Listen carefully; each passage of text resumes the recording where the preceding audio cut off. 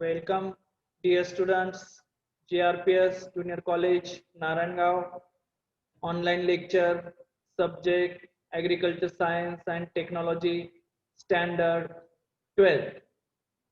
Dear students, in previous lecture, we have studied about seed processing and testing chapter, part first.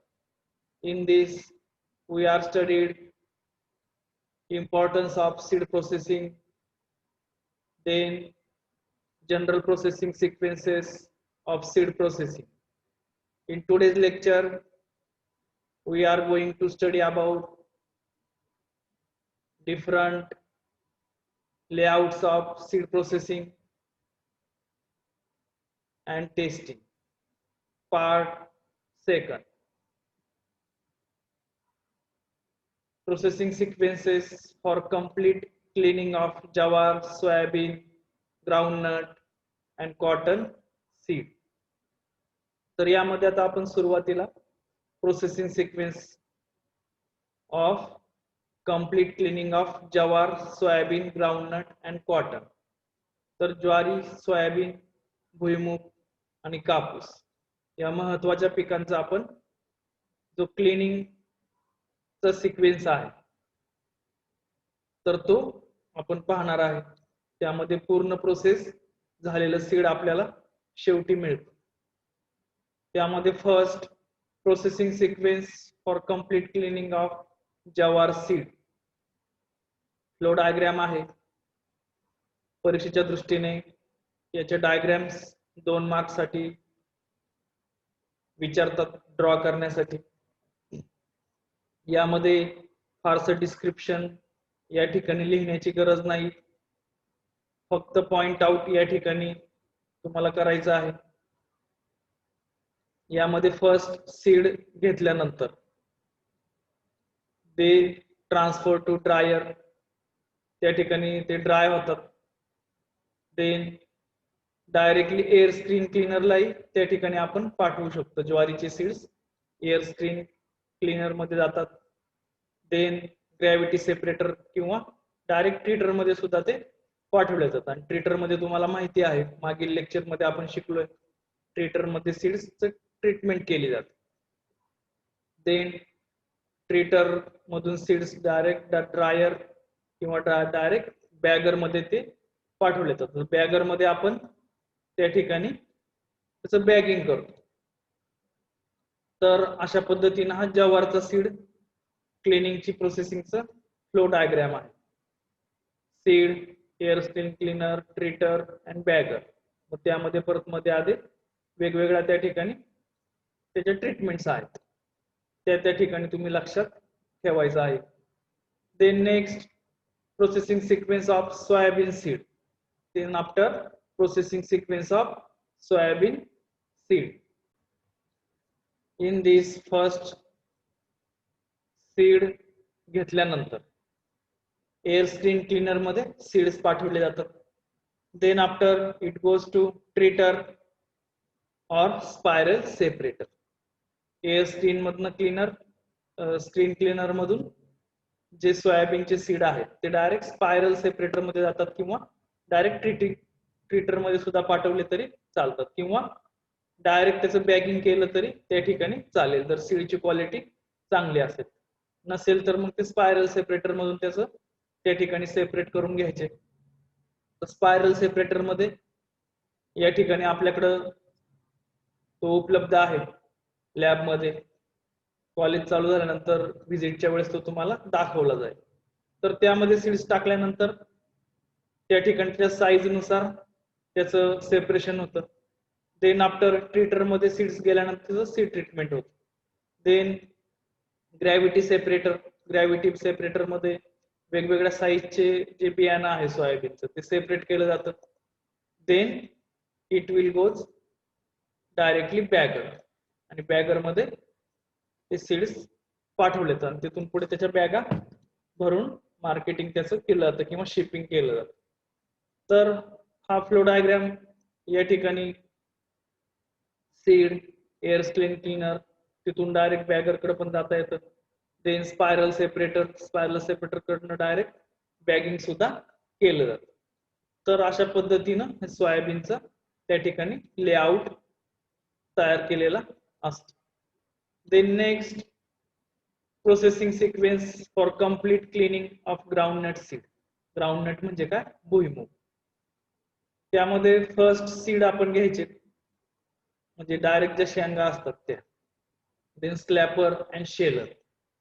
स्क्लॅपर आणि शेलरचं काम आहे की वरचा जो हार्ड शेल आहे, कव्हर आहे, त्याला आपण टर्फल असं म्हणतो.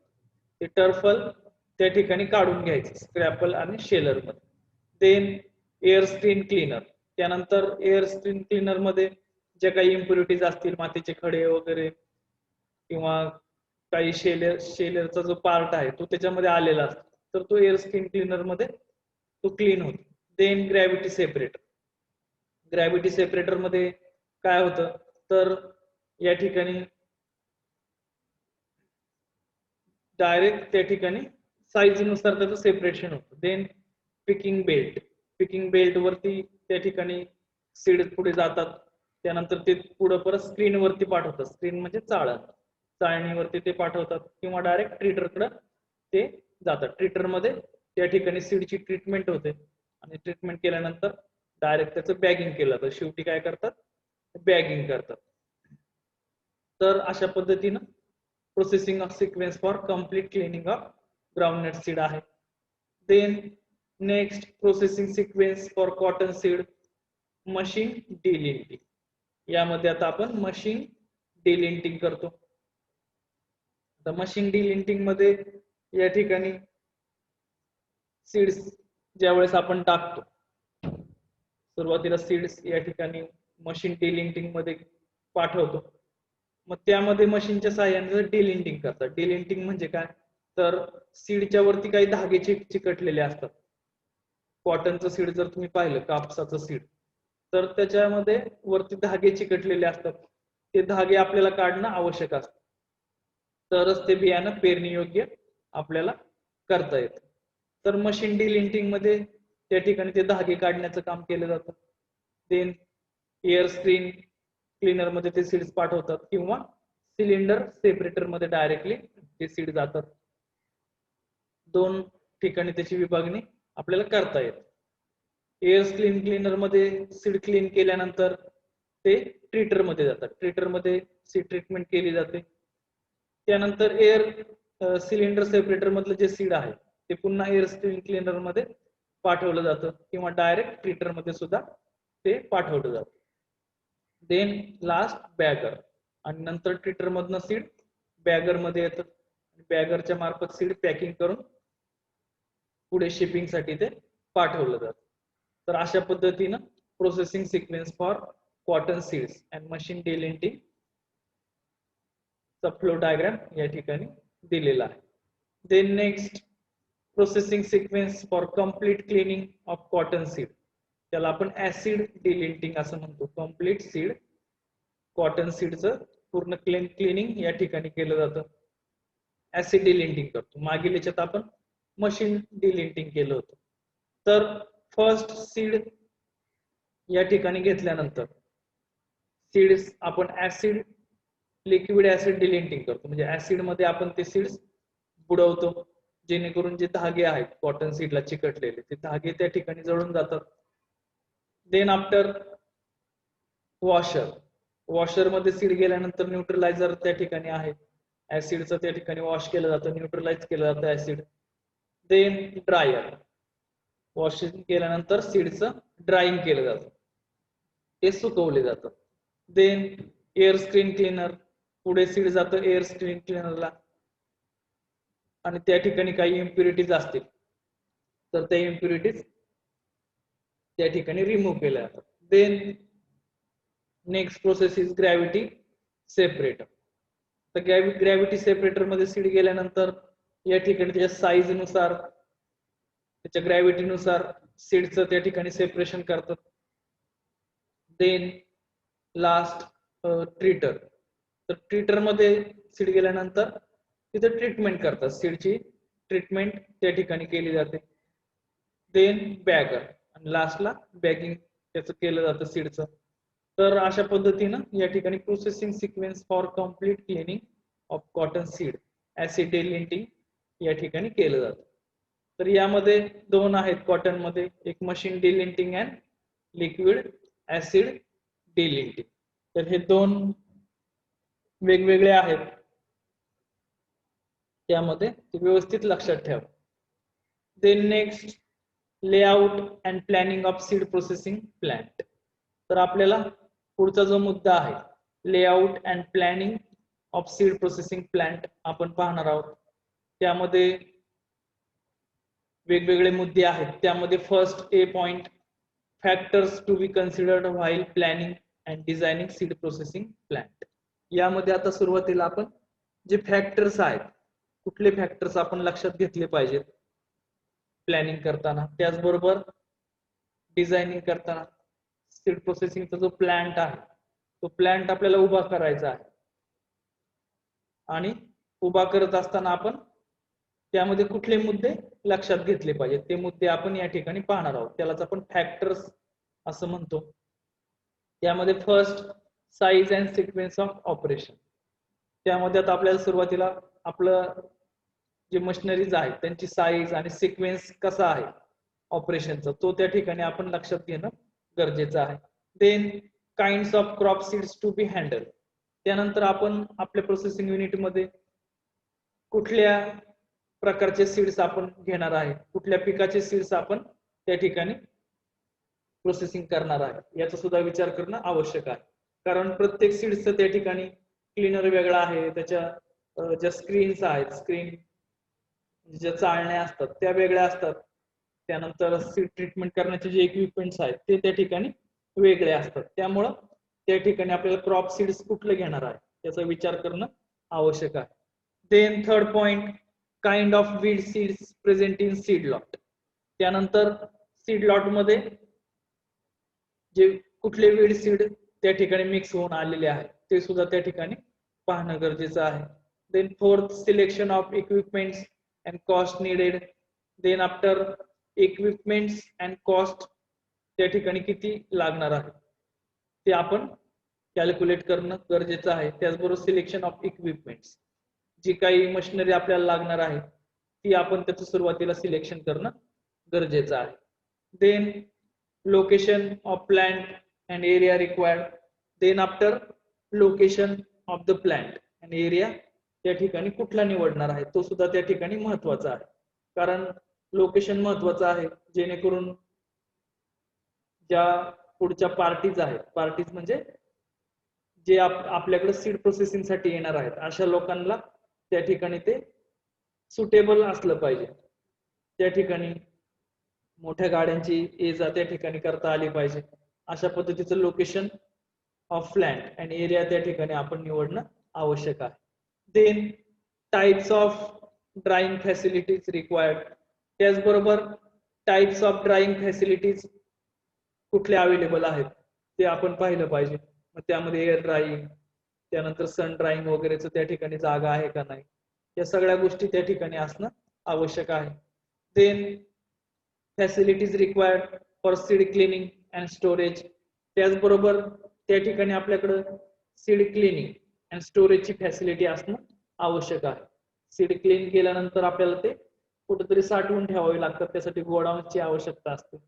मग अशा ठिकाणी स्टोरेज स्ट्रक्चर अवेलेबल आहे का नाही याची सुद्धा खात्री आपण केली पाहिजे. Then facilities of transport of seed from processing plant. त्याचबरोबर मगाशी मी तुम्हाला सांगितलं की ट्रान्सपोर्टची फॅसिलिटी त्या ठिकाणी असणं आवश्यक आहे, जेणेकरून गाड्यांची ये जा तिथं आपल्याला करता आली पाहिजे. Then next point is sources of power for electricity and electricity machineries.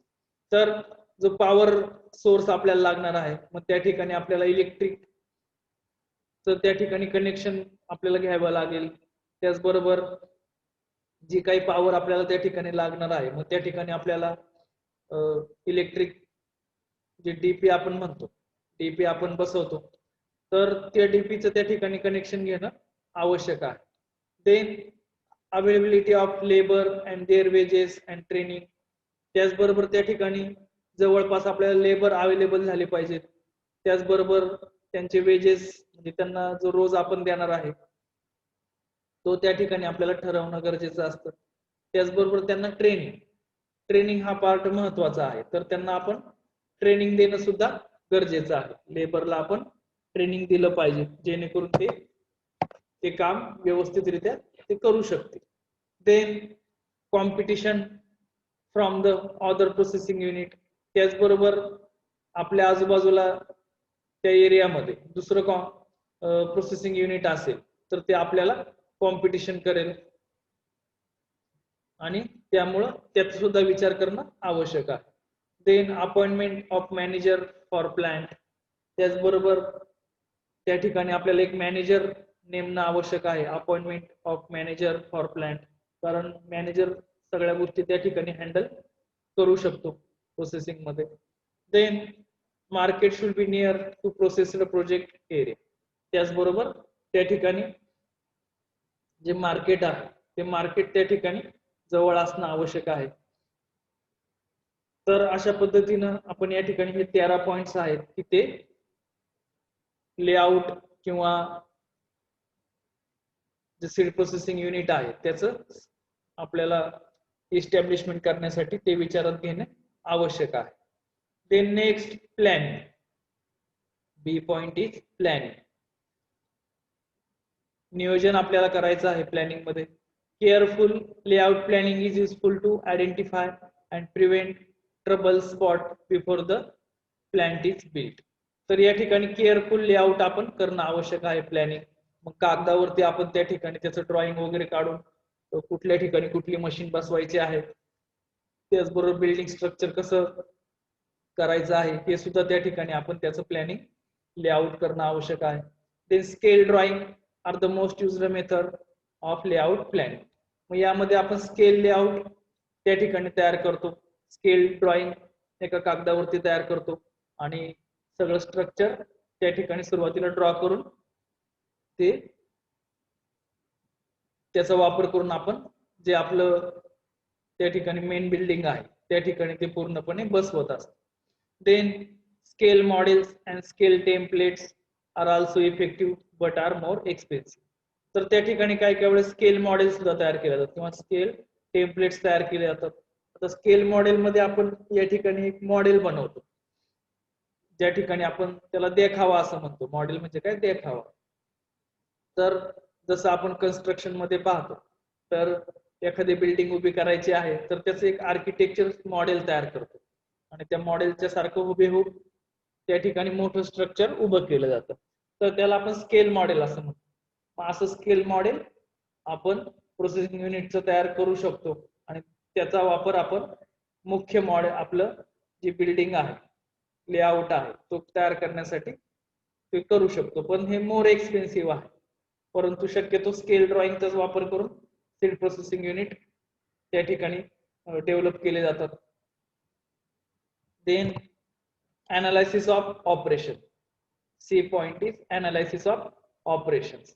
आता जे काही ऑपरेशन्स आपण तिथं आतमध्ये करणार आहे सीड प्रोसेसिंग युनिट मध्ये वेगवेगळ्या मशिनरीचे आपण चेन तयार करतो. जसं आपण सुरुवातीला पाहिलं सीड घेतल्यानंतर ते शेलिंग, स्क्लॅपर वगैरे अशा ज्या वेगवेगळ्या मशिनरी आहेत, शेवटपर्यंत बॅगिंगची मशीन आहे, तिथपर्यंत हे सगळ्या मशीन्स एकामागून एक आपल्याला साखळी रूपात बसवाव्या लागतात. मग त्याचा जो प्रोसेसिंग सिक्वेन्स आहे तो सिक्वेन्स विचारात घेणं महत्वाचं आहे, त्याचं अनालिसिस करणं महत्वाचं आहे. First processing sequence. The seed separators, elevators, conveyors and storage bins should be so arranged that seed flows continuously from receiving to end. तर प्रोसेसिंग सिक्वेन्स मध्ये आपल्याला काय लक्षात घेतलं पाहिजे, तर या ठिकाणी सेपरेटर्स, एलिव्हेटर्स, कन्व्हेयर्स आणि स्टोरेज बिन्स यांची साखळी व्यवस्थित अरेंज केलेली आहे का, आणि जर अरेंज केलेली नसेल तर या ठिकाणी आपल्याला खूप अडचणी त्या ठिकाणी येतात. सीडचा त्या ठिकाणी लॉस होऊ शकतो. तर या गोष्टी विचारात घेणं आवश्यक आहे. Then machine capacity. Second point is machine capacity. Equipment capacity must be carefully plan to prevent further problems.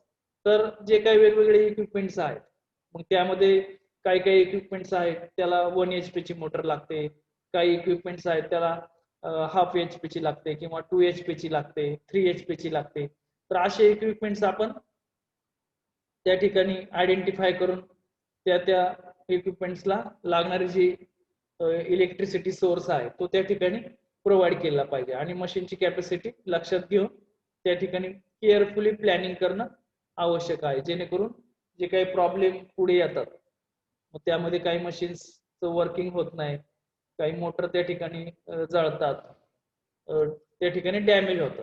मग अशा ठिकाणी ते प्रॉब्लेम्स होऊ नये म्हणून आपण त्या ठिकाणी मशीनच्या कॅपॅसिटी तपासणं आवश्यक आहे. Then third point is conveying. The conveying system must be able to handle the capacity needed in a particular spot. तर कन्वेइंग म्हणजे काय, तर जे काही सीड मटेरियल ट्रीटेड होतं, बॅगिंग होतं, तर त्या बॅगेज आपल्याला कन्वे करायला लागतात, म्हणजे एका ठिकाणावरनं दुसऱ्या ठिकाणी त्या पाठवाव्या लागतात. मग अशा ठिकाणी जे कन्व्हेयर बेल्ट आहे ते बेल्ट आपण त्या ठिकाणी लेआउट मध्ये घेणं आवश्यक आहे. तर अशा पद्धतीने आपण अनालिसिस ऑफ ऑपरेशन्स वेगवेगळ्या ज्या सिस्टीम आहेत त्या मार्फत करतो, त्यामध्ये processing sequence, machine capacity and conveying system यांचा त्या ठिकाणी आपण विचार करतो. Then next point is types of layouts. आता टाइप्स ऑफ लेआउट्स आहे, या ठिकाणी 3 टाइप आहेत त्याचे, मल्टी स्टोर आहे, single level and combined design. आता या ठिकाणी मल्टी स्टोर सिस्टीम जी आहे ती आपण सुरुवातीला पाहूया. फर्स्ट मल्टी स्टोर आहे. In this type, seed is carried by elevator to the top floor and emptied into large bins. तर यामध्ये काय केलं जातं, तर सीड इलेव्हेटरच्या मार्फत त्या ठिकाणी टॉप फ्लोअर वरती घेतले जातात. टॉप फ्लोअर म्हणजे त्या ठिकाणी एक स्ट्रक्चर आहे. नेटवर जर तुम्ही इंटरनेटचा त्या ठिकाणी वापर करून सीड प्रोसेसिंग युनिटचं युट्यूबला पाहू शकता, म्हणजे तुमच्या लक्षात येईल. तर सीड त्या ठिकाणी सुरुवातीला टॉप फ्लोअर वरती टाकले जातात आणि शेवटी ते लार्ज बिन मध्ये ते येतात पूर्ण क्लीन होऊन. Cleaning machines are then arrange in a vertical series on the lower floors. आणि ज्या क्लिनिंग मशीन आहेत त्या त्याच्या खाली त्या ठिकाणी आपण त्यांची अरेंजमेंट व्हर्टिकल सिरीज मध्ये केलेली असते. Seed flows from one machine to another by gravity. आणि सीडचा फ्लो जो आहे तो ग्रॅव्हिटी म्हणजे गुरुत्वाकर्षण शक्तीच्या मार्फत त्या ठिकाणी तो एका मशीन मधून दुसऱ्या मशीन मध्ये तो जात असतो. त्याला आपण multi storey types of layout असं म्हणतो. Then single level. In this single storey plant, seed is moved from one machine to another by elevator placed between machines.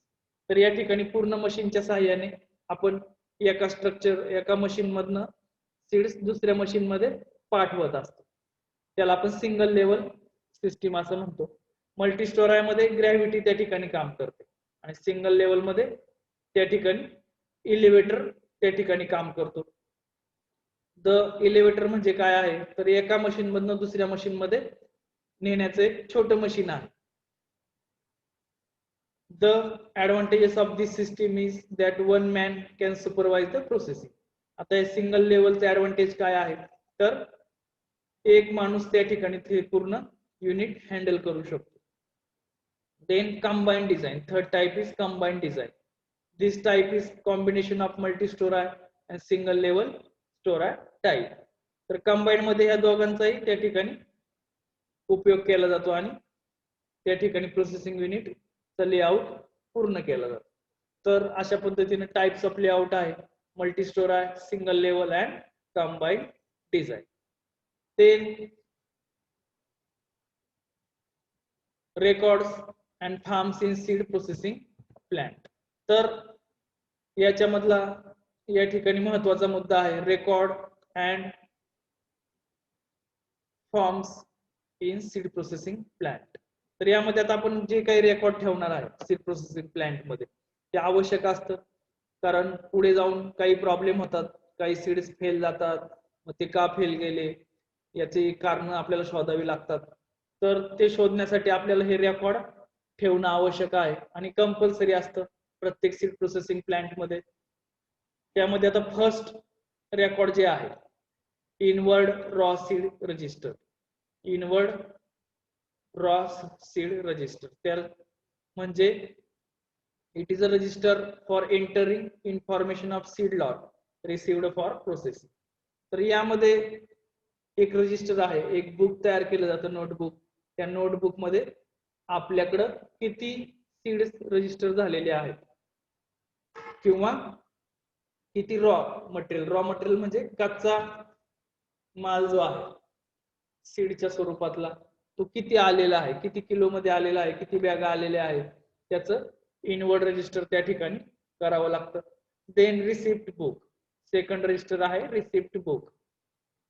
Processing plant manager issue the receipt of concern seed lot to seed grower. त्यानंतर आपल्याकडे inward झाल्यानंतर त्या ठिकाणी processing plant manager जो आहे तर तो एक पावती त्या ठिकाणी तयार करतो आणि ती पावती त्या सीड ग्रोवरला त्या ठिकाणी दिली जाते आणि त्या पावतीवरती त्या ठिकाणी मग किती सीड तुम्ही आमच्याकडे प्रोसेसिंगला दिलेले आहेत त्याचं त्या ठिकाणी बॅगांची एंट्री ती पावती त्या ठिकाणी दिली आहे, त्याला आपण रिसिप्ट बुक असं म्हणतो. देन सीड प्रोसेसिंग रजिस्टर, पुढचा आहे seed processing register. It contains all kind of entries regarding the type of processing done to get right type of quality to seed. तर या ठिकाणी काय केलं जातं तर it contains all kind of entries regarding the type of processing done to get right type of quality to seed. तर यामध्ये वेगवेगळ्या प्रोसेसिंगच्या ज्या एंट्रीज आहेत त्या या ठिकाणी या रजिस्टर मध्ये केल्या जातात. देन फोर्थ रजिस्टर आहे analysis record and file. Before tagging seed bye appropriate tag, sample has to be taken from processed seed lot and sent to seed testing laboratory for different tests such as germination purity. तर analysis record and file register जे आहे तर यामध्ये प्रत्येक seed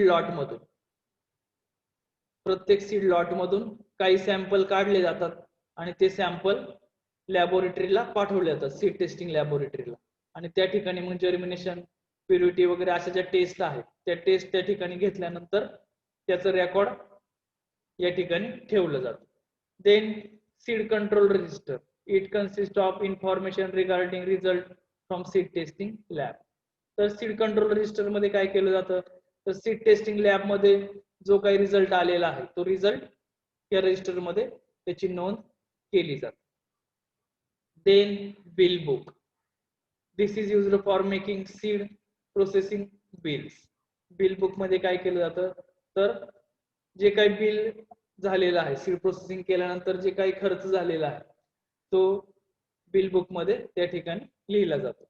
then bill register, this register consist of all information regarding bill of processed seed.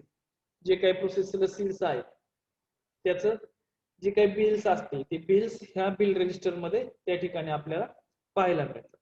Then eight register outward और shipping records. मग त्यामध्ये आता आउटवर्ड रेकॉर्ड मध्ये काय केलं जातं जेवढे काही सीड्स प्रोसेस करून झालेले आहेत ते आपण शिपिंग करतो म्हणजे बाहेर देतो. ज्यांनी आपल्याला दिलेलं आहे जे काही सीड ग्रोवर आहेत ते त्यांना त्या ठिकाणी आपण ते माल पोहोचवतो. मग तो किती बॅगा दिला आहे त्याचं आउटवर्ड त्या ठिकाणी केलं जातं आणि शिपिंग रेकॉर्ड त्या ठिकाणी मेंटेन ठेवलं जातं. Then seed processing report file आणि सगळ्यात शेवटी आपण सीड प्रोसेसिंग रिपोर्ट फाईल त्या ठिकाणी तयार करतो. मग त्यामध्ये सीडची varieties, number of bags, germination percentage वगैरे सगळी जी माहिती आहे ती सगळी सीड प्रोसेसिंग रिपोर्ट फाईल मध्ये आपण त्या ठिकाणी मेंटेन ठेवतो. तर अशा पद्धतीने या ठिकाणी records and forms in seed processing प्लांटचं आपण वेगवेगळ्या रजिस्टरच्या मार्फत त्या ठिकाणी करत असतो. तर आजच्या लेक्चर मध्ये आपण पाहिलं सुरुवातीला या ठिकाणी लेआउट करताना layout and planning of seed processing plants आपण पाहिलं. मग त्यामध्ये first factor to be consider while planning and designing of seed processing plant. तर फॅक्टर्स कुठले कुठले आपण विचारात घेतले पाहिजेत त्याचे 13 फॅक्टर्स आपण पाहिले. देन प्लॅनिंग करत असताना त्या ठिकाणी 3 मुद्दे त्या ठिकाणी आपण घेतलेले आहेत. त्यामध्ये पूर्णपणे लेआउट त्या ठिकाणी करायचं आहे, मॉडेल स्केल डिझायनिंग त्याचं करायचं आहे, त्यानंतर मॉडेल्स तयार करून त्याचं इम्प्लिमेंटेशन आपण करायचं आहे. देन टाइप्स ऑफ लेआउट मध्ये मल्टी स्टोर आहे, सिंगल लेवल, कंबाईन डिझाइन हे त्या ठिकाणी आपण पाहिलेलं आहे. Then records of farm, record and form in seed processing plant. Seed processing plant मध्ये कुठल्या पद्धतीचे रेकॉर्ड्स आपण ठेवायचे आहेत ते सुद्धा आपण आजच्या लेक्चर मध्ये पाहिलेलं आहे. तर आजचं आपलं लेक्चर या ठिकाणी झालेलं आहे. थँक्यू.